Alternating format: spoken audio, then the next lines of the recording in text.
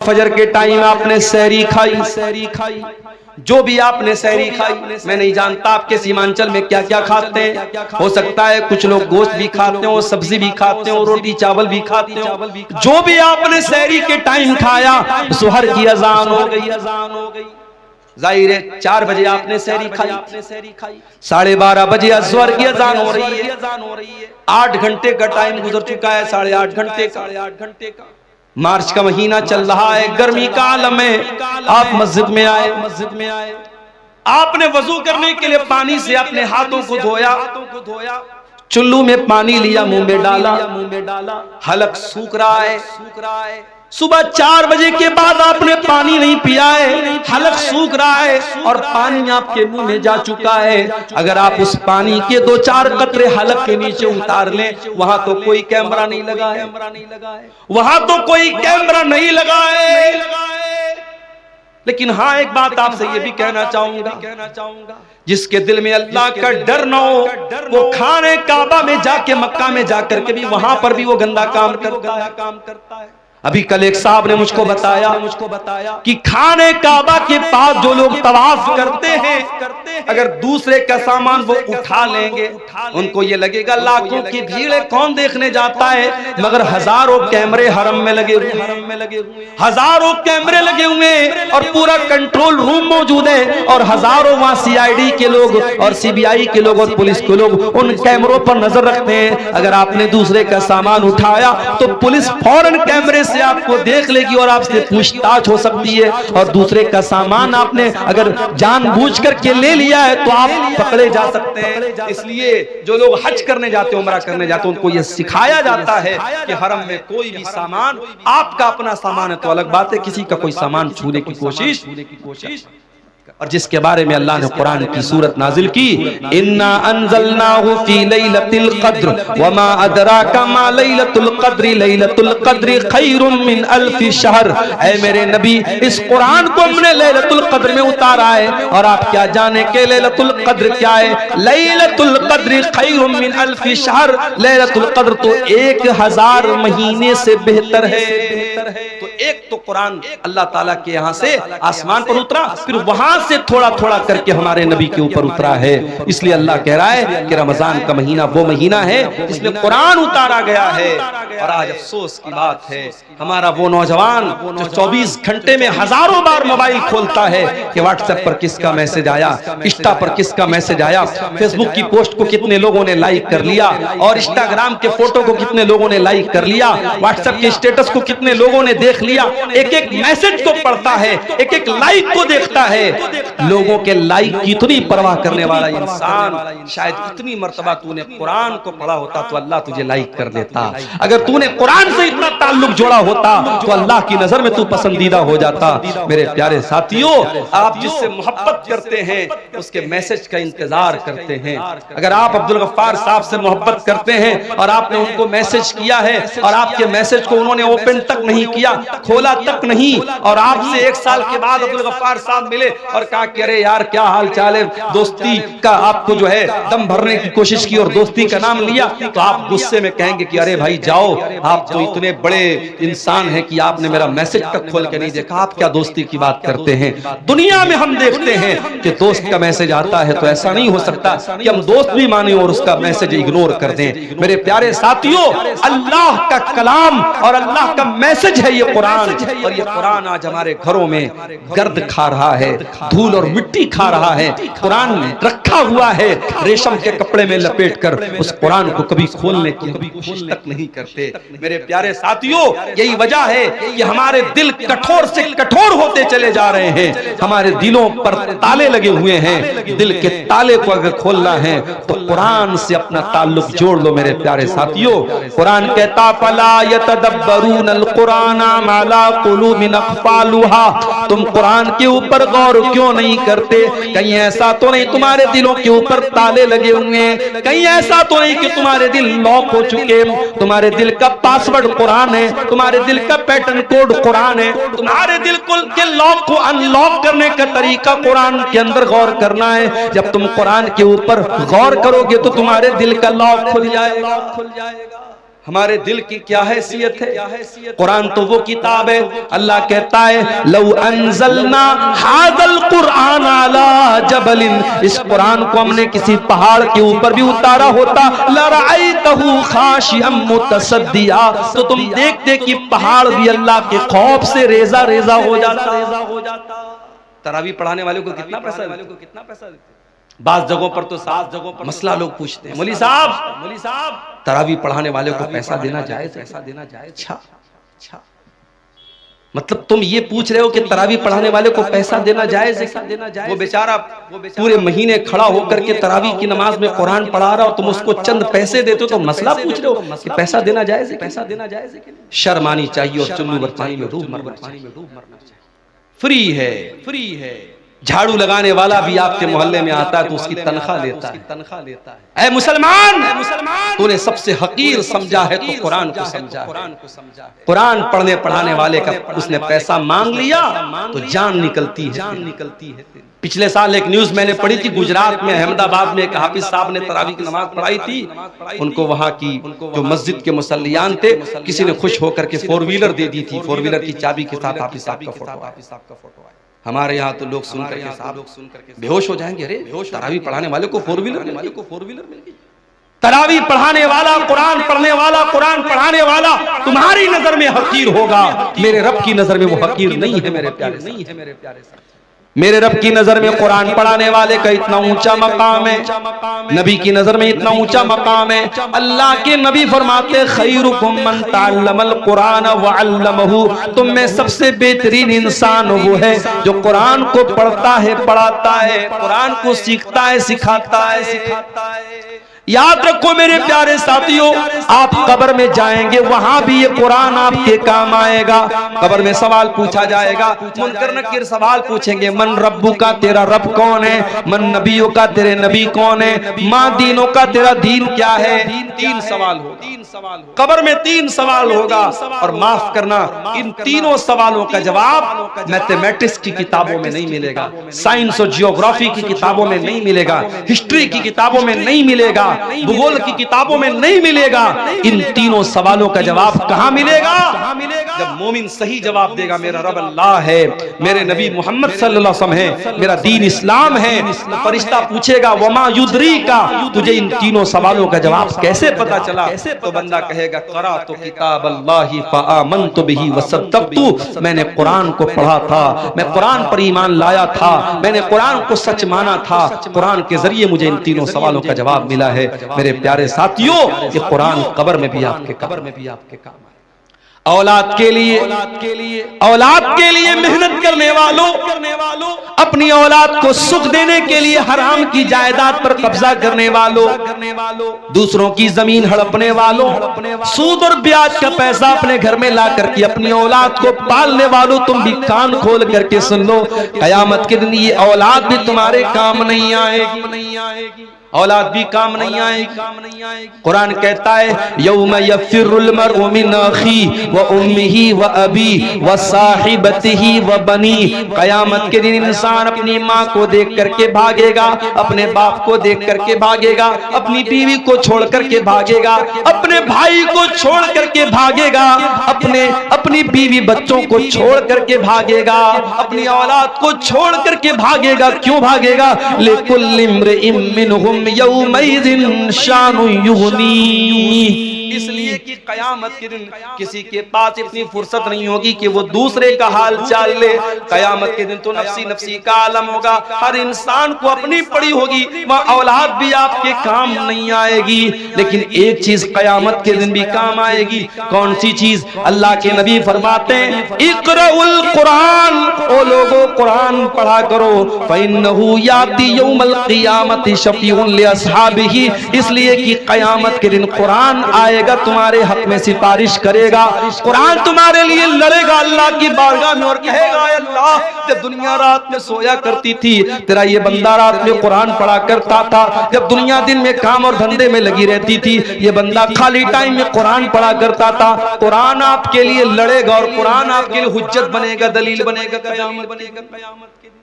रमजान का महीना कुरान का महीना है मेरे साथ। कोशिश करो। मैं ये नहीं कहता कि आप इतना कुरान खत्म करो। मैं ये नहीं कहता कि आप डेली एक कुरान खत्म करो, वो सबके बस की बात।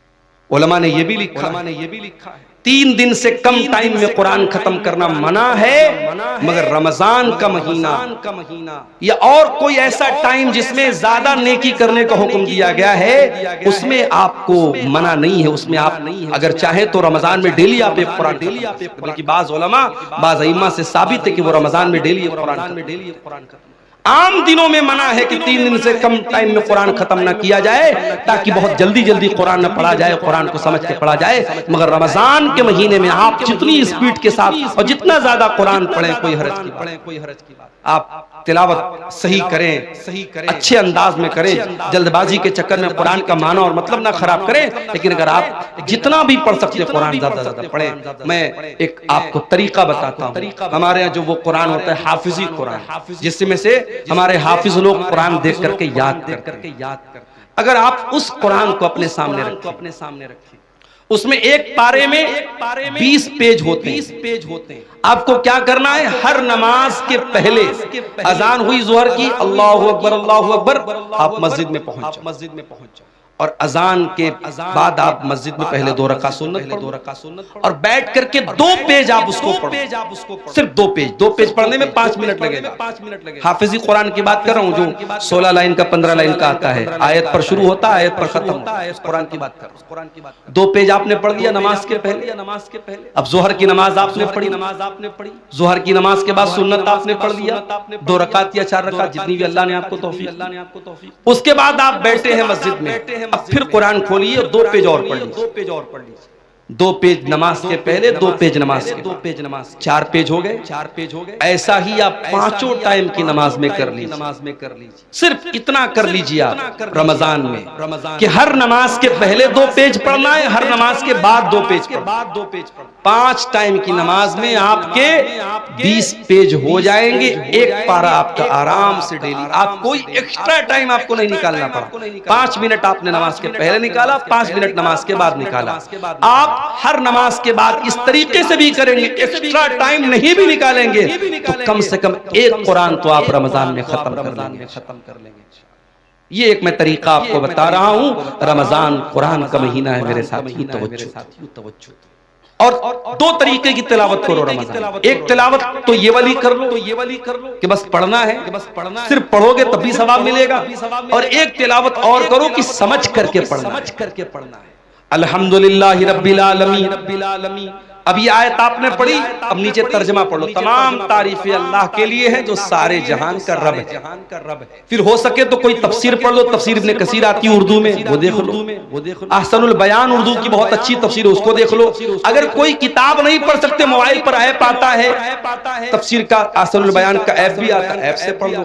धीरे धीरे एक एक आयत की तफसीर जितना टाइम निकाल सकते हो पढ़ो। कुरान पढ़ने का और कुरान पर गौर करने का महीना है रमजान का। ये 2 काम हमें और आपको करना है। और आगे बढ़िए। सीमांचल के इलाके में बैठा हूं। जब तक मौलाना अजीजुर रहमान साहब यहाँ आकर के तरन्नुम के साथ बांग्ला जबान में दुआएं न करें, मदरसे को चंदा नहीं मिलेगा। कई जगहों पर लोगों ने मुझसे कहा, मौलाना आप चंदा कीजिए, मुझे चंदा करना आता नहीं।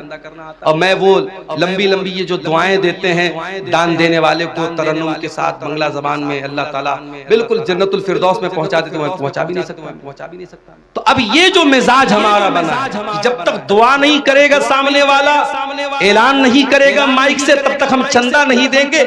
ये मिजाज भी बदलने की जरूरी नहीं है कि हर बात का माइक में ऐलान कराया। बनारस में एक मस्जिद बन रही है हमारे मोहल्ले के करीब। एक अल्लाह का बंदा आया, नमाज उसने पढ़ी, उसने ऐलान सुना या मस्जिद की तामीर का काम चल रहा है।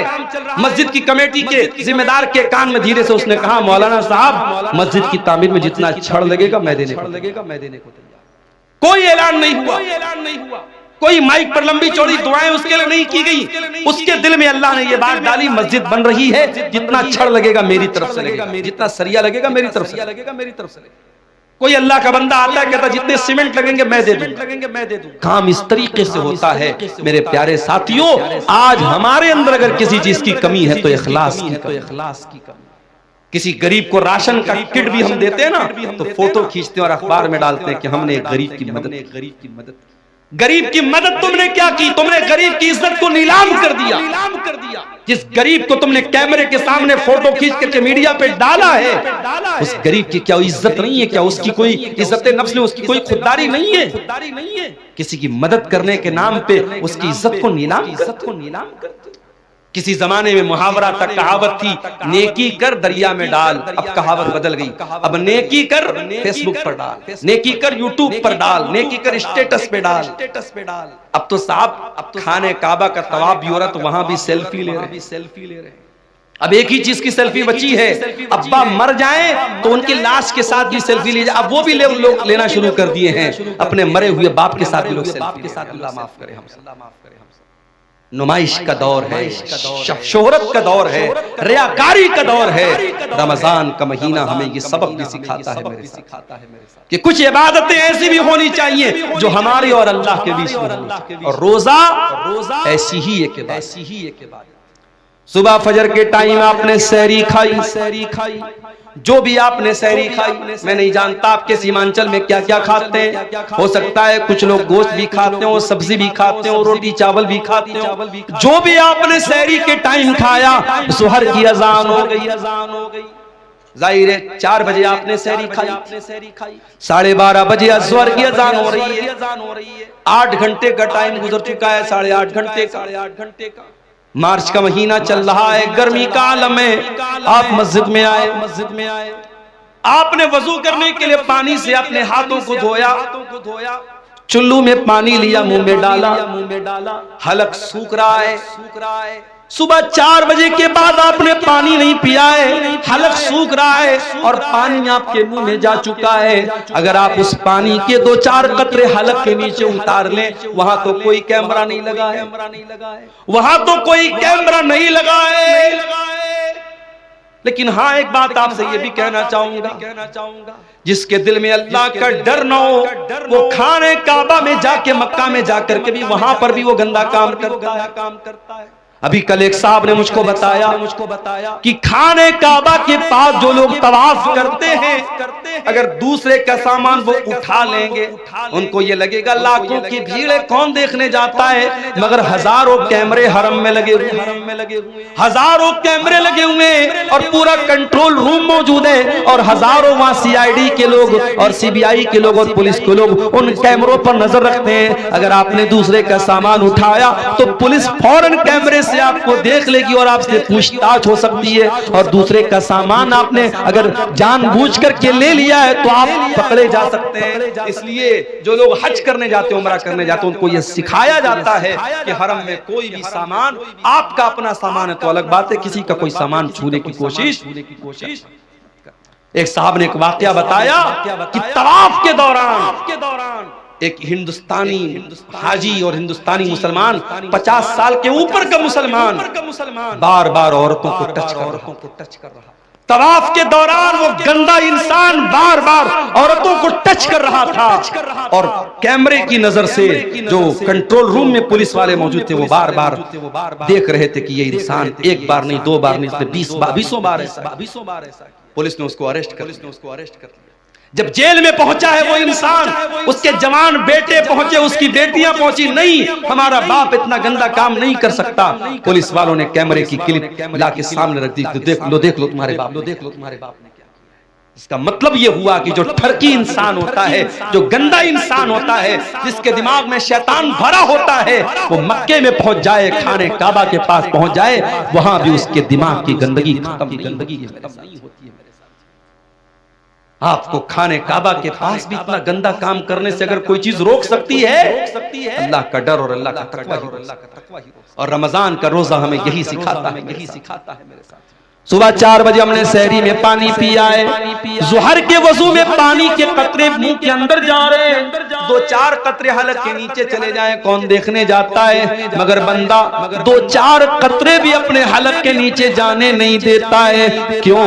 अल्लाह ताला के आम क्या जवाब देंगे? हमारा रोजा बर्बाद हो जाएगा, हमारे रोजे का कोई मतलब नहीं रह जाएगा। इसीलिए अल्लाह के नबी फरमाते हैं कि अल्लाह ताला कहता है अस्सौमु ली व अना अजज़ी बिही, कि बंदा रोजा मेरे लिए रखता है और उसका बदला मैं ही दूंगा। यदउ तामहु व शराबहु व शहवतहु मिन अजली, बंदा मेरे लिए खाना छोड़ देता है, बंदा मेरे लिए पानी छोड़ देता है, बंदा मेरे लिए शहवत छोड़ देता है। बीवी मौजूद है, बीवी के पास नहीं जाता, खाना मौजूद है, खाना नहीं खाता है, पानी मौजूद है, पानी नहीं पीता है। अल्लाह के लिए रोजा हमें इखलास सिखाता है, रोजा हमें अल्लाह का डर सिखाता है। रोजे से सबसे बड़ा मकसद मेरे प्यारे साथियों यही है कि हमारे दिलों में अल्लाह का तकवा पैदा